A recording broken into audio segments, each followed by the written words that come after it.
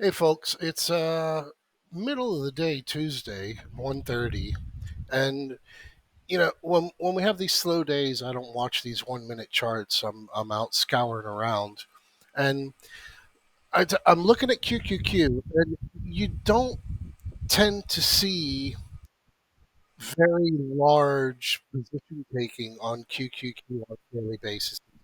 It's not there, and I come over here, and at around 11:20 is the first trade I see. Somebody started going big, buying on the ask on the January 27 300 put.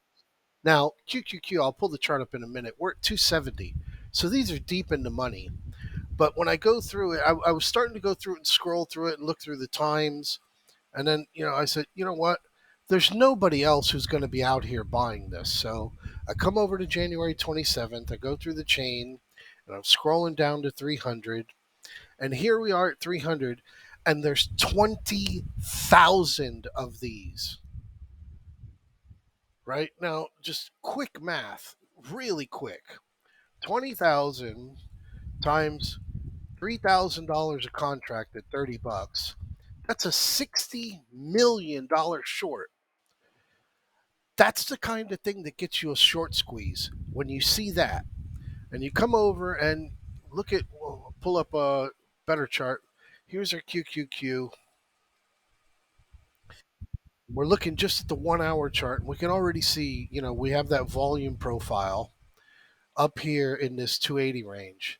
And zoom out a little bit more, go on the 30 day. And again, you can still see on 90 day, you got the volume profile over here in this 280 range. And this guy's buying 300 puts. Now, I can come in a million different ways looking at this and trying to decipher how far down we're going to wind up going.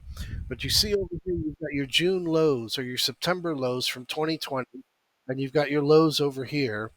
This guy's banking on a major catastrophe taking place. And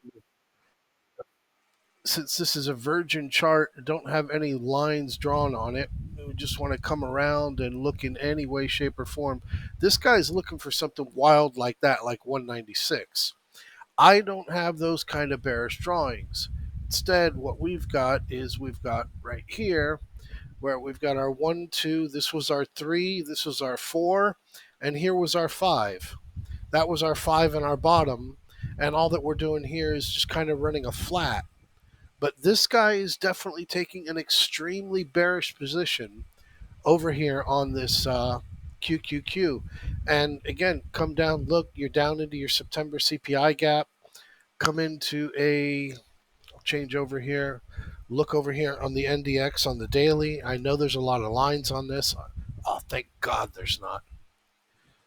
And here's our NDX on our daily, and we're looking here, just looking at our RSI on how oversold we did get down on the RSI. Come back, look at a chart, and see where we're at. And again, we're in this major position where we're just holding right there on that September low, right? And we've kind of just got, yeah, you could definitely say this looks like a bear flag, if you zoom out on it, but you've got those gaps up above, this fall down. This is exactly why I'm personally, having taken some small positions for the Santa rally that I doubt are going to work out, have started deploying capital going out to March, going out to June, knowing that I'll not only make back the money that I had on the Santa calls if they don't work out, but I'll actually be making even more money having bought that time looking at those March and June positions, simply because, like I shared there on the ES earlier on the chart, got the big one, got the big two, and the big three. For me and for a lot of other bearish guys, we're all looking up here at the same level, this 4,300, 4,400 area, before we do get a larger downside, you know, move. And again, just caught it. Sorry for rambling on the video, but Definitely something that needs to be considered.